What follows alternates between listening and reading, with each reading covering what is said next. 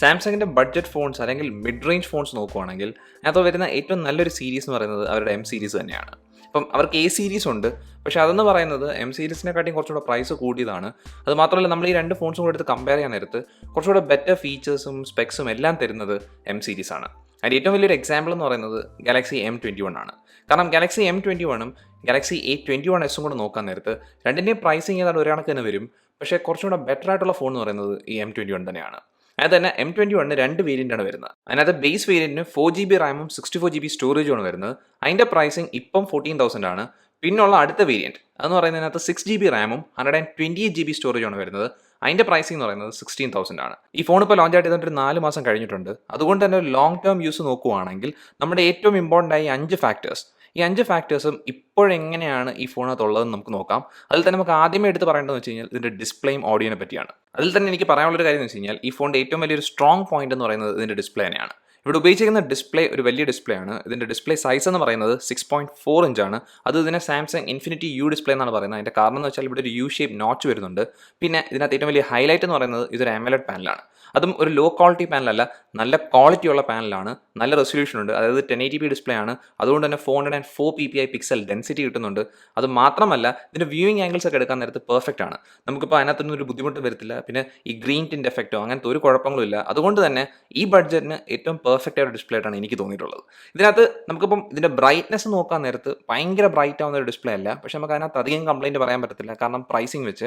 പക്ഷേ എന്നാലും നമ്മളിപ്പോൾ നല്ല വെയിലുള്ള ഒരു ദിവസമാണെങ്കിൽ പോലും പുറത്ത് ഉപയോഗിക്കുകയാണെങ്കിലും ഡിസ്പ്ലേ വരുന്ന കണ്ടന്റ് ഒന്നും വായിക്കാൻ ഒരു ബുദ്ധിമുട്ടും വരത്തില്ല. പിന്നെ അത് മാത്രമല്ല, ബെസൽസ് എല്ലാം ചെറുതാണ്. നമ്മളിപ്പോൾ താഴെ നോക്കാൻ നേരത്ത് അവിടെ മാത്രം ഇച്ചിരി കനം കൂടിയ ബെസലാണ്, എന്നാൽ പോലും നല്ല ഒരു ക്വാളിറ്റി എക്സ്പീരിയൻസ് ആണ് ഈ ഡിസ്പ്ലേയിൽ നിന്ന് കിട്ടുന്നത്. അതുകൊണ്ട് തന്നെ ഈ ഡിസ്പ്ലേ നമുക്ക് വീഡിയോ കാണാനും അതുപോലെ തന്നെ ഗെയിം കളിക്കാനൊക്കെ നല്ലൊരു ഓപ്ഷനാണ്. പക്ഷെ നമ്മൾ ഈ വീഡിയോ കാണുന്ന കാര്യം പറയാൻ നേരത്ത് നമുക്ക് ഡിസ്പ്ലേ ക്വാളിറ്റി മാത്രം പോരാ, നല്ലൊരു ഓഡിയോ എക്സ്പീരിയൻസും കൂടെ വേണം. അപ്പോൾ അതിനായിട്ട് ഇവിടുത്തെ ഓഡിയോ ഔട്ട്പുട്ട് നോക്കാൻ നേരത്ത് നമുക്ക് ഇവിടെ ഒറ്റ സ്പീക്കറാണ് വരുന്നത്. അതും ഈ അടിഭാഗത്തായിട്ടാണ് ഈ സ്പീക്കർ വരുന്നത്. അതും ഈ സ്പീക്കറിൻ്റെ ക്വാളിറ്റിയുടെ കാര്യം പറയുകയാണെങ്കിൽ തരക്കേടില്ലാത്തൊരു ക്വാളിറ്റിയാണ് ഇതിനകത്ത് കിട്ടുന്നത്. അതും അത്യാവശ്യം നല്ല സൗണ്ട് ഔട്ട്പുട്ടും ഉണ്ട്. അതുകൊണ്ട് തന്നെ നമ്മളിപ്പോൾ ഈ സ്പീക്കർ കവർ ചെയ്യാതെയാണ് ഉപയോഗിക്കുന്നതെങ്കിൽ നമുക്ക് തരക്കേടില്ലാത്തൊരു എക്സ്പീരിയൻസ് കിട്ടും. പക്ഷേ നമുക്ക് ഈ സ്പീക്കറിനെക്കാട്ടി ഇവിടെ ഏറ്റവും വലിയ ഇമ്പോർട്ടൻ്റ് ആയിട്ട് പറയേണ്ട കാര്യം എന്ന് വെച്ച് കഴിഞ്ഞാൽ ഈ ഫോണിനകത്ത് ഒരു ഹെഡ്ഫോൺ ജാക്ക് കിട്ടുന്നുണ്ട്. അതുകൊണ്ട് തന്നെ നിങ്ങളിൽ ഒരു 3.5mm ജാക്കുള്ള ഒരു ഹെഡ്ഫോൺ ഉണ്ടെങ്കിൽ നിങ്ങൾക്ക് അത് കണക്ട് ചെയ്ത് ഉപയോഗിക്കാം. അതുമാത്രമല്ല ഈ ഹെഡ്ഫോൺ ജാക്കിൻ്റെ ക്വാളിറ്റി എന്ന് പറയുന്നത് വലിയ കുഴപ്പമില്ലാത്തതാണ്. അപ്പോൾ ഈ 4 മാസം കഴിഞ്ഞിട്ട് ഈ ഫോണിൻ്റെ ഡിസ്പ്ലേയും അതുപോലെ തന്നെ ഓഡിയോ ഔട്ട്പുട്ടിൻ്റെയും കാര്യം പറയുവാണെങ്കിൽ ഇപ്പോഴും ഇതൊരു പെർഫെക്റ്റ് ഓപ്ഷനാണ്, പ്രത്യേകിച്ചും ഈ പ്രൈസ് റേഞ്ചിൽ. അതും ഇതിനകത്ത് ഏറ്റവും എടുത്ത് പറയേണ്ട ഒരു കാര്യം വീണ്ടും ഉള്ളതെന്ന് വെച്ച് കഴിഞ്ഞാൽ ഇതിൻ്റെ ഡിസ്പ്ലേ എന്ന് പറയുന്നതാണ് ഈ ഫോണിൻ്റെ ഏറ്റവും വലിയ ഹൈലൈറ്റ് എന്ന് പറയുന്നത്. അപ്പോൾ ഈ ഡിസ്പ്ലേ വെച്ച് നമുക്ക് നല്ല രീതിയിൽ ഗെയിം കളിക്കാൻ പറ്റുമെന്ന് ഞാൻ മുമ്പ് ഒരു കാര്യം പറഞ്ഞായിരുന്നല്ലോ. പക്ഷെ നമ്മൾ ഗെയിമിങ്ങിൻ്റെ കാര്യം വരാൻ നേരത്ത് ഡിസ്പ്ലേ മാത്രമല്ല പെർഫോമൻസും ഒരു വലിയ ഫാക്ടറാണ്.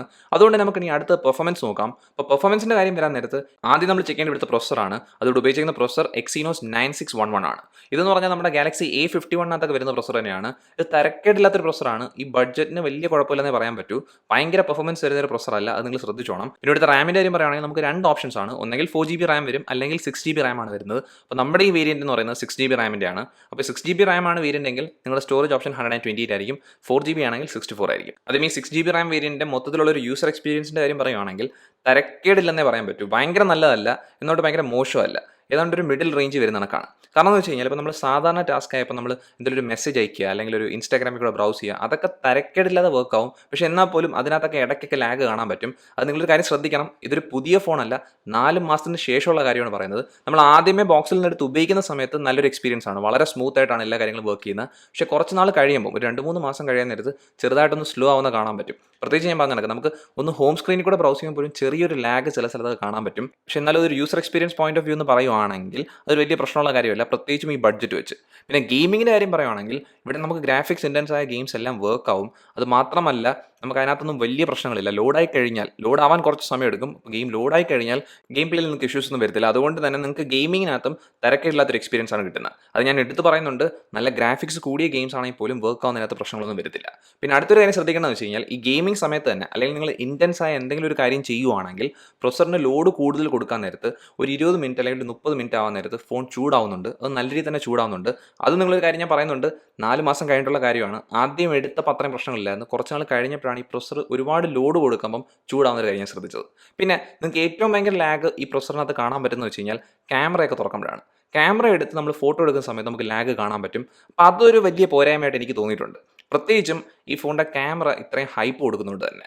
അപ്പോൾ ക്യാമറയുടെ കാര്യം നമ്മൾ എത്തിയ ശ്രദ്ധിക്കുമ്പോൾ ക്യാമറ നോക്കാം. ഇവിടെ ബാക്കിൽ നമുക്ക് 3 ക്യാമറയാണ് വരുന്നത്. എൻ്റെ മെയിൻ ക്യാമറ എന്ന് പറയുന്നത് 48 മെഗാ പിക്സൽ ക്യാമറയാണ്. അതിൻ്റെ ആപ്പച്ചർ f2.0 ആണ്. പിന്നുള്ളത് ഒരു അൾട്രാ വൈഡ് ആംഗിൾ ക്യാമറ, ഇതൊരു 8 മെഗാ പിക്സൽ ക്യാമറയാണ്. ഇതിൻ്റെ ആപ്പച്ചർ f2.2 ആണ്. പിന്നെ അവസാനമുള്ളത് ഒരു 5 മെഗാ പിക്സൽ ഡെപ്ത് സെൻസർ ആണ്. ഇതിൻ്റെ ആപ്പച്ചർ f2.2 തന്നെയാണ്. അതും നമുക്ക് ഈ ക്യാമറ വെച്ചെടുക്കുന്ന ഷോട്ട്സിലേക്ക് പോകാൻ നേരത്ത് നമ്മുടെ മെയിൻ ക്യാമറ വെച്ചെടുക്കുന്ന ഷോട്ട്സ് എന്ന് പറയുന്നത് നല്ല ലൈറ്റിങ്ങിൽ പെർഫെക്റ്റ് ആയ ഷോട്ട്സ് ആണ്. നല്ല ഷാർപ്പാണ്, ഡീറ്റെയിൽസ് ഉണ്ട്. അത് മാത്രമല്ല ഡൈനാമിക് റേഞ്ചും കൊള്ളാം. പിന്നെ അതുപോലെ തന്നെയാണ് അൾട്രാ വൈഡ് ആംഗിൾ ക്യാമറ. ഈ ബഡ്ജറ്റിന് നോക്കാൻ നേരത്ത് നല്ല ലൈറ്റിങ്ങിൽ എടുക്കുവാണെങ്കിൽ എനിക്ക് നല്ല ഷോട്ട്സ് ആയിട്ടാണ് തോന്നിയിട്ടുള്ളത്. കളേഴ്സിനകത്തും ഡീറ്റെയിൽസിനകത്തും വലിയ പ്രശ്നങ്ങളൊന്നുമില്ല. പക്ഷേ നമ്മളിതിൻ്റെ കളർ പ്രൊഫൈൽ മൊത്തത്തിൽ നോക്കുവാണെങ്കിൽ സാംസങ്ങിൻ്റെ പണ്ടത്തെ ആ ഒരു കോൺട്രാസ്റ്റ് കൂടിയൊരു എക്സ്പീരിയൻസ് എല്ലാ ഫോട്ടോസിലും വരുന്നുണ്ട്. അപ്പോൾ നിങ്ങൾ മെയിൻ ക്യാമറ വെച്ചെടുത്താലും അൾട്രാ വൈഡ് ആംഗിൾ ക്യാമറ വെച്ചെടുത്താലും നല്ല ലൈറ്റ് കിട്ടുന്ന സമയത്ത് ആ ഒരു കോൺട്രാസ്റ്റ് കൂടുതൽ കാണാൻ പറ്റും. അത് എനിക്ക് ഇഷ്ടപ്പെട്ടിട്ടുണ്ട്, വലിയ കുഴപ്പമൊന്നുമില്ല. പക്ഷേ നമ്മളിപ്പോൾ റിയൽ ലൈഫിൽ കാണുന്ന കണക്കത്തൊരു ഷോട്ടായിട്ട് ഇരിക്കത്തില്ല, കുറച്ചും കൂടി ഒരു റിച്ച് ആയ ഷോട്ടാണ്. അതുകൊണ്ട് തന്നെ നമുക്കിപ്പോൾ അതൊരു ഇൻസ്റ്റാഗ്രാമിലൊക്കെ ഉപയോഗിക്കാൻ വേണ്ടി നല്ല ഫോട്ടോസായിട്ടാണ് എനിക്ക് തോന്നിയിട്ടുള്ളത്. പിന്നെ നമ്മൾ ലൈറ്റ് കുറഞ്ഞൊരു സിറ്റുവേഷനകത്താണ് ഷോട്ട് എടുക്കുന്നതെങ്കിൽ, അതായത് നമ്മളിപ്പോൾ ഒരു ഇൻഡോർ ലൈറ്റിങ്ങിലോ അല്ലെങ്കിൽ ഒരു ആർട്ടിഫിഷ്യൽ ലൈറ്റിങ്ങിലോ ആണ് ഷോട്ട് എടുക്കുന്നതെങ്കിൽ അപ്പോഴും ഈ മെയിൻ ക്യാമറ വെച്ച് എടുക്കുന്ന ഫോട്ടോസ് നല്ലതാണ്. നല്ല ഡീറ്റെയിൽസ് അപ്പോഴും ഉണ്ട്, കുഴപ്പങ്ങളൊന്നും അതിനകത്ത് പറയാനില്ല. പക്ഷേ നമ്മളിപ്പോൾ നല്ല ലൈറ്റ് കുറഞ്ഞ്, അതായത് ഇരുട്ടത്താണ് ഷോട്ട് എടുക്കുന്നതെങ്കിൽ ഈ ഫോണിനകത്ത് നൈറ്റ് മോഡ് സപ്പോർട്ട് കാണിക്കുന്നുണ്ടെങ്കിൽ പോലും നമുക്ക് ആ ഷോട്ട്സിനകത്ത് ഒരു ഗുണവുമില്ല. നമുക്ക് ആ ഇരുട്ടായിട്ട് തന്നെ ഇരിക്കും. ആ ഷോട്ട്സിനകത്ത് ഒരു ലൈറ്റിങ്ങോ അല്ലെങ്കിൽ നൈറ്റ് മോഡ് എഫക്റ്റ് ഒന്നും കിട്ടുന്നില്ല. പിന്നെ അൾട്രാ വൈഡ് ആംഗിൾ ക്യാമറ വെച്ച് ലൈറ്റ് കുറഞ്ഞ സമയത്ത് എടുക്കുവാണെങ്കിൽ അന്നേരം അൾട്രാ വൈഡ് ആംഗിൾ ക്യാമറയുടെ ക്വാളിറ്റി കുറയും. അപ്പോൾ അത് ശ്രദ്ധിച്ചോണം. പിന്നെ നമ്മളിവിടുത്തെ പോർട്രേറ്റ് മോഡിൻ്റെ കാര്യം പറയുവാണെങ്കിൽ പോർട്രേറ്റ് ഷോട്ട്സ് എന്ന് പറയുന്നത് നല്ലതാണ്. ഡെപ്ത് എഫക്റ്റ് ഒക്കെ നല്ലോണം വരുന്നുണ്ട്. അതിപ്പോൾ നിങ്ങൾ ആർട്ടിഫിഷ്യൽ ലൈറ്റിങ്ങിൽ എടുത്താൽ പോലും തരക്കേടില്ലാത്ത ഡെപ്ത് എഫക്റ്റ് ആണ് കിട്ടുന്നത്. അതുകൊണ്ട് തന്നെ എനിക്ക് പോർട്രേറ്റ് ഷോട്ട്സും ഇഷ്ടപ്പെടുകയും ചെയ്തു. അപ്പോൾ ഇതിൻ്റെ ക്യാമറയ്ക്കകത്ത് ഫോട്ടോ എടുക്കാൻ നല്ലൊരു എക്സ്പീരിയൻസ് ആണ് കിട്ടിയത്. പിന്നെ വീഡിയോയുടെ കാര്യം വരാൻ നേരത്ത് ഇവിടെ 4K വീഡിയോ സപ്പോർട്ട് കിട്ടുന്നുണ്ട്. പക്ഷേ 4Kയിൽ എടുക്കാൻ നേരത്ത് സ്റ്റെബിലൈസേഷൻ ഒന്നും ഇല്ല, സ്റ്റെബിലൈസേഷൻ ഓഫ് ആവും. പക്ഷേ 1080pയിലാണ് വീഡിയോ എടുക്കുന്നതെങ്കിൽ ഇലക്ട്രോണിക് ഇമേജ് സ്റ്റെബിലൈസേഷൻ കിട്ടും. പക്ഷേ ഒരു കാര്യം ശ്രദ്ധിക്കേണ്ടതെന്ന് വെച്ച് കഴിഞ്ഞാൽ നിങ്ങൾ 1080pയിൽ എടുത്താലും 4Kയിൽ എടുത്താലും നിങ്ങൾക്ക് കിട്ടുന്ന maximum frames per second support എന്ന് വെച്ചാൽ 30 FPS ഉള്ളൂ. അപ്പോൾ അത് ശ്രദ്ധിക്കേണ്ട ഒരു കാര്യം തന്നെയാണ്. പക്ഷേ എന്നാലും ഞാനിവിടെ 1080pയിൽ ഒരു വീഡിയോ എടുത്തതിനകത്ത് എനിക്ക് എൻ്റെ ക്വാളിറ്റിക്കകത്ത് പ്രശ്നങ്ങളൊന്നും തോന്നിയിട്ടില്ല. പ്രത്യേകിച്ച് ഫോക്കസ് ചെയ്യാനൊക്കെ ഫാസ്റ്റാണ്. അതുപോലെ തന്നെ ആ സ്റ്റെബിലൈസേഷൻ നല്ല രീതിയിൽ തന്നെ വർക്ക് ആവുന്നുണ്ട്. അതുകൊണ്ട് തന്നെ വീഡിയോയ്ക്കകത്തും എനിക്ക് കംപ്ലയിൻസ് ഒന്നും പറയില്ല. അപ്പോൾ ഈ മെയിൻ ക്യാമറ, അതായത് നമ്മുടെ ബാക്കിൽ വരുന്ന ക്യാമറാസിൻ്റെ കാര്യങ്ങൾ പറയുവാണെങ്കിൽ അതിനകത്ത് കിട്ടുന്ന നല്ലൊരു എക്സ്പീരിയൻസ് ആണ്. ഈ ബഡ്ജറ്റിന് ഒരു കംപ്ലയിൻറ്റും പറയാനില്ല. പക്ഷെ നമ്മൾ ഫ്രണ്ട് ക്യാമറയിലേക്ക് വരാൻ നേരത്ത് ഒരുപാട് കംപ്ലയിൻറ്റ്സ് പറയാനുണ്ട്. പ്രത്യേകിച്ചും ഇതൊരു 20 മെഗാ പിക്സൽ ക്യാമറ എന്നൊക്കെ പറഞ്ഞ് അവർ അഡ്വർടൈസ് ചെയ്യാൻ നേരത്ത് നമുക്ക് ചെറിയൊരു പ്രതീക്ഷ കാണും തരക്കേടില്ലാത്ത ഷോട്ട്സ് ആയിരിക്കും വരുന്നതെന്ന്. പക്ഷേ ഇവിടുത്തെ സെൽഫീസ് നോക്കുവാണെങ്കിൽ ഒട്ടും നല്ല സെൽഫീസ് അല്ല. നമ്മളിപ്പോൾ അത് ഇൻഡോർ ലൈറ്റിംഗ് നോക്കിയാലും ഔട്ട്ഡോർ ലൈറ്റിംഗ് നോക്കുവാണെങ്കിലും എനിക്ക് ഷോട്ട്സ് ഒന്നും അത്ര ഇഷ്ടപ്പെട്ടിട്ടില്ല. ഇൻഡോർ ലൈറ്റിംഗ് നോക്കുവാണെങ്കിൽ വളരെ സോഫ്റ്റ് ആണ്, ഒരുപാട് സ്മൂത്തനിങ് നടക്കുന്നുണ്ട്. അതുകൊണ്ട് തന്നെ ആ പിക്ചേഴ്സ് നോക്കാൻ നേരത്ത് ഒട്ടും ക്വാളിറ്റി ഇല്ല. പിന്നെ ഔട്ട്ഡോർ ലൈറ്റിംഗ് പോകാൻ നേരത്ത് കുറച്ചും കൂടെ ഷാർപ്നെസ് കൂടുന്നുണ്ട്. പക്ഷേ എന്നാൽ പോലും ഒരുപാട് സാച്ചുറേഷൻ കൂടി സെൽഫിയാണ് എനിക്ക് തോന്നിയത്. അതുകൊണ്ട് തന്നെ എനിക്ക് ഫ്രണ്ട് ക്യാമറ അത്ര ഇഷ്ടപ്പെട്ടിട്ടില്ല. പക്ഷേ അടുത്ത കാര്യമായ ബാറ്ററി നോക്കാൻ നേരത്ത് അതെനിക്ക് ഒരുപാട് ഇഷ്ടപ്പെട്ടൊരു കാര്യമാണ്. കാരണം അതിൽ മെയിനായിട്ട് പറയേണ്ട കാര്യം എന്ന് വെച്ചാൽ ഇവിടെ ഉപയോഗിക്കുന്ന ബാറ്ററിയുടെ കപ്പാസിറ്റി എന്ന് പറഞ്ഞാൽ 6000 mAh ആണ്. അപ്പോൾ അത്രയും വലിയൊരു ബാറ്ററി ആകുമ്പോൾ എത്ര പന്ന ഒപ്റ്റിമൈസേഷൻ ആണെങ്കിൽ പോലും നല്ല ബാറ്ററി ബാക്കപ്പ് കിട്ടണം. അപ്പോൾ അതെനിക്ക് അങ്ങനെ തന്നെയാണ് കിട്ടിയേക്കുന്നത്. പിന്നെ 4 മാസം കഴിഞ്ഞിട്ട് പോലും ബാറ്ററി ബാക്കപ്പിനകത്ത് എനിക്ക് അങ്ങനെ ഇഷ്യൂസ് ഒന്നും വന്നിട്ടില്ല. എനിക്ക് കിട്ടുന്ന ഒരു സ്ക്രീൻ ഓൺ ടൈം എന്ന് പറഞ്ഞാൽ ആവറേജിനകത്ത് ഒരു 8 മണിക്കൂറൊക്കെയാണ്. അപ്പോൾ നല്ലൊരു സ്ക്രീൻ ഓൺ ടൈം ആണ്. അതുകൊണ്ട് തന്നെ എനിക്ക് ഒരു 1-1.5 ദിവസം വരെയൊക്കെ ബാറ്ററി നിൽക്കും ഒരു ഫുൾ ചാർജ് കഴിയാൻ നേരത്ത്. അപ്പോൾ നിങ്ങളൊരു ആവറേജ് യൂസർ ആണെങ്കിൽ നിങ്ങൾക്ക് എങ്ങനെ പോയാലും 2 ദിവസം ബാറ്ററി ബാക്കപ്പ് കിട്ടും. അപ്പോൾ അത് വലിയൊരു കാര്യം തന്നെയാണ്. പിന്നെ അത് മാത്രമല്ല ഇവിടെ ഫാസ്റ്റ് ചാർജിങ് സപ്പോർട്ട് ഉണ്ട്. അപ്പോൾ നിങ്ങൾക്ക് ഫാസ്റ്റ് ചാർജിങ് സപ്പോർട്ട് കിട്ടുന്നതുകൊണ്ട് തന്നെ നിങ്ങൾ ചാർജ് ചെയ്യുന്ന സമയത്ത് 0 to 100% എത്താൻ നേരത്ത് നമുക്കൊരു 2 മണിക്കൂറിനുള്ളിൽ തന്നെ ബാറ്ററി ഫുൾ ചാർജ് ആവുന്നുണ്ട്. അപ്പോൾ ഇതിൻ്റെ ബാറ്ററിയും കാര്യങ്ങൾ നോക്കിക്കഴിഞ്ഞാൽ സ്ഥിതിക്ക് ഇനിയുള്ള മെയിൻ ആയിട്ടുള്ളൊരു കാര്യം എന്ന് വെച്ച് കഴിഞ്ഞാൽ ഇതിൻ്റെ ഡിസൈനും ബിൽഡ് ക്വാളിറ്റിയാണ്. അപ്പോൾ ഇതിൻ്റെ ഡിസൈൻ എന്ന് പറയുന്നത് നമുക്കിപ്പോൾ സാംസങ് 2020 എങ്ങനത്തെ ഡിസൈൻ സ്കീമാണ് ഉപയോഗിക്കുന്നത് അത് തന്നെയാണ് ഉപയോഗിച്ചിരിക്കുന്നത്. പ്രത്യേകിച്ച് ഒരു ബഡ്ജറ്റ് ഫോണാണ്. ബാക്കിൽ വരുന്നത് ഒരു ഗ്ലാസ് പാനലൊന്നും അല്ല, അതിനൊരു പ്ലാസ്റ്റിക് കേസിയാണ്. പിന്നെ ഇത് പ്ലാസ്റ്റിക്കും അതുപോലെ തന്നെ ഇത്രയും ഷൈനിങ് കൂടിയൊരു പ്ലാസ്റ്റിക് ആയതുകൊണ്ട് തന്നെ പെട്ടെന്ന് തന്നെ സ്ക്രാച്ച് ആവുന്നുണ്ട്, നല്ല രീതിയിൽ തന്നെ ഫിംഗർ പ്രിൻറ്റ്സ് എടുക്കുന്നുണ്ട്. അത് നിങ്ങൾക്ക് ഈ 4 മാസം കഴിഞ്ഞ യൂണിറ്റ് കാണുമ്പോൾ മനസ്സിലാവും, നല്ല രീതിയിൽ തന്നെ സ്ക്രാച്ച് ആവുന്നുണ്ട്. പക്ഷേ ഇവിടുത്തെ ക്യാമറ മോഡൽ നോക്കാൻ നേരത്ത് അത് ഈ റെക്ടാങ്കിൾ പോർഷനകത്താണ് ഇരിക്കുന്നത്. അതും വളരെ ക്ലീൻ ആയ ലുക്കാണ്. കാരണം ഈ 3 ക്യാമറയും അതുപോലെ തന്നെ ഫ്ലാഷും എല്ലാം അതിനകത്ത് തന്നെയാണ് വരുന്നത്. അതും ആ സെക്ഷനകത്ത് സ്ക്രാച്ച് ഒന്നും വീണിട്ടില്ല. പിന്നെ അത് മാത്രമല്ല ഈ ക്യാമറ മോഡ്യൂൾ പുറത്തേക്കൊന്നും തള്ളി നിൽക്കുമല്ല, അത് വലിയൊരു കാര്യം തന്നെയാണ്.